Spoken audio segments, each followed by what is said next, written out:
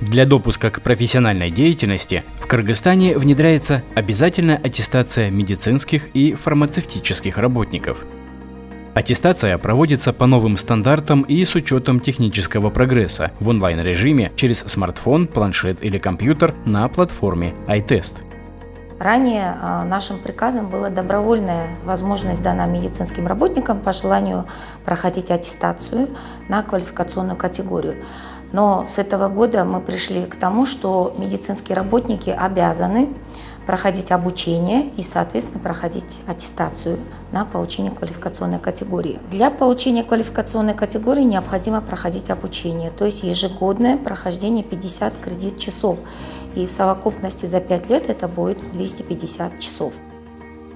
Медицинские и фармацевтические работники могут накопить необходимые кредит-часы за счет участия в курсах повышения квалификации, на конференциях и семинарах, проводимых профессиональными ассоциациями. В виде кредит-часов учитываются выступления в прессе и другая образовательная активность по своему профилю. Еще одним основным моментом является, что сегодня Министерство здравоохранения делегировало проведение процесса аттестации профессиональным ассоциациям.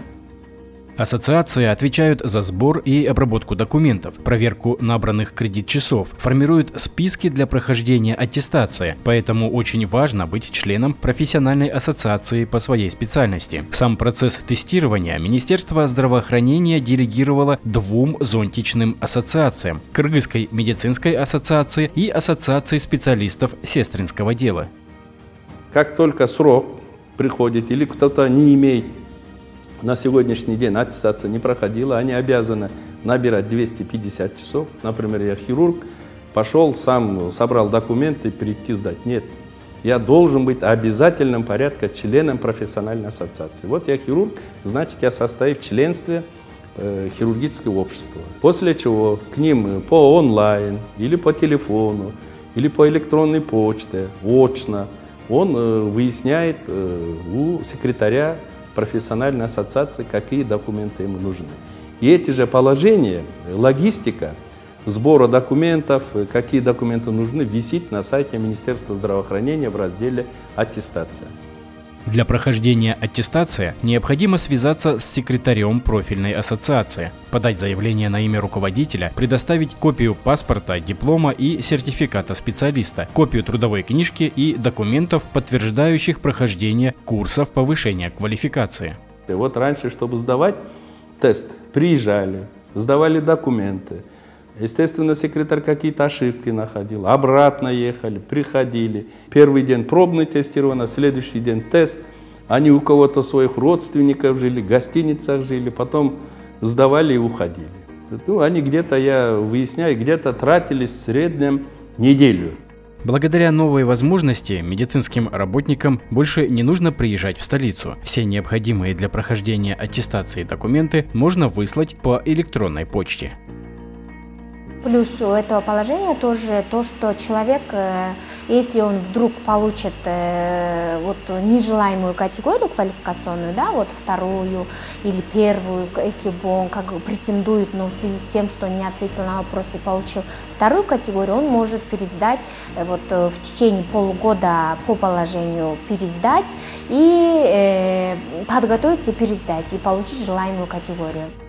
Как это работает? В назначенный день тесты доступны с 9 часов утра до 9 часов вечера, но само тестирование длится 120 минут. Например, Анара Иманалиева, заведующая родильным отделением Чуйской территориальной больницы, проходит тестирование непосредственно с рабочего места. Все документы доктор собрала заранее и отправила через интернет в профильную ассоциацию. Ведь она работает в Токмаке и ездить в Бишкек нет времени. Секретариат ассоциации проверил все документы, затем включил Анару Иманалиеву в список и назначил дату тестирования. Сам тест состоит из 100 вопросов. Мне понравилось, что очень время расширено, можно сказать, с 9 утра, даже с 8, по-моему, с 9 и до 9 вечера.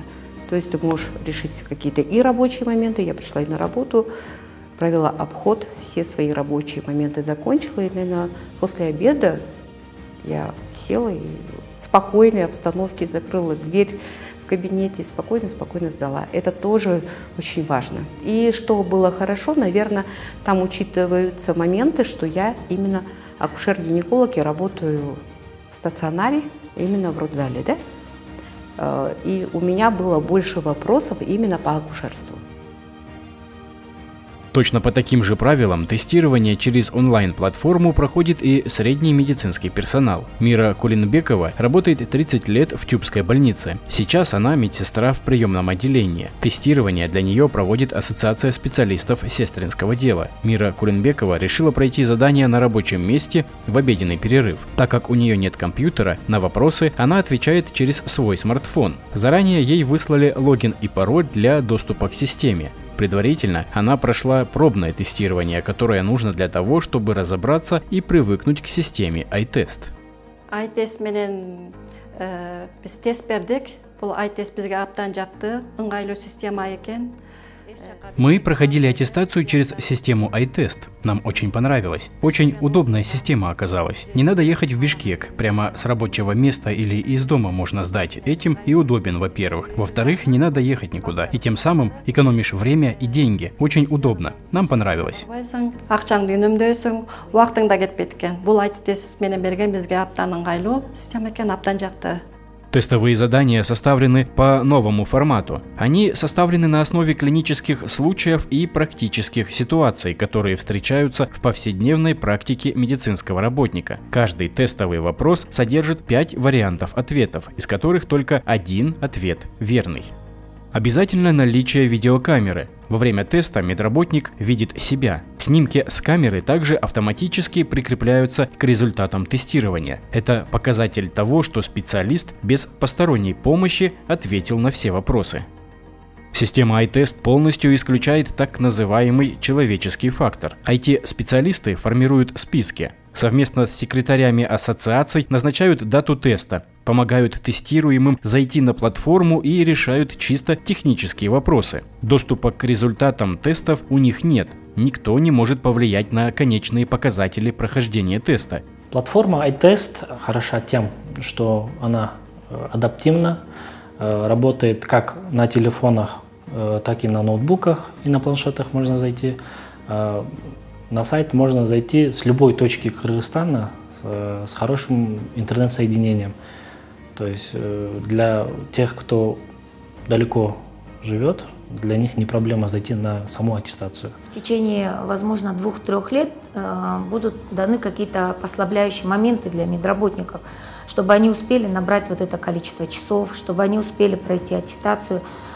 А в случае непрохождения аттестации, это будет риск вообще быть недопущенным к работе. Поэтому он должен просто подготовиться на темы, которые вот на сайте Минздрава тоже уже есть, на там определенные специальности, да, на темы, по которым нужно подготовиться.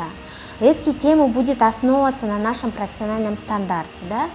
То есть то, что должна знать медсестра, ну вот как будем говорить о специалисте сестринского дела, да, вот эти литература там дается, вот этот вопрос дается. Вот по этим вопросам эти литературу читайте, и тест, вот вопросы, которые в iTest будут, это будет, вот это все связано с вашей работой.